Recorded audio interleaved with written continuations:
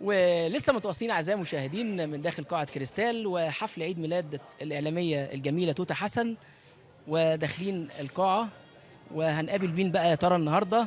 الاعلاميه الجميله رندا حنفي. ايه الجمال ده؟ اهلا. اهلا وسهلا بيك. ازيك يا ياسر؟ عامل ايه؟ ايه الجمال ده؟ ايه؟ كل مره تحلوي. ميرسي، ربنا يخليك، انت اللي عيونك حلوه. انا سعيد بلقائك النهارده. ربنا يخليك، انا اسعد ومبسوطه قوي اني شفتك النهارده. الاعلاميه مقدمه برامج قد الدنيا ومكسره الدنيا على السوشيال ميديا. اعلامي متالق برضه مكسر الدنيا. جميل يا رب. وحش اللقاءات. متابعه بقى يا جماعه، وحش اللقاء. طبعا. والحمد لله على السلامه، وانا شايف ان انت مبسوطه النهارده حفل عيد ميلاد طبعا الاعلاميه الجميله توته. اهلا حبيبي.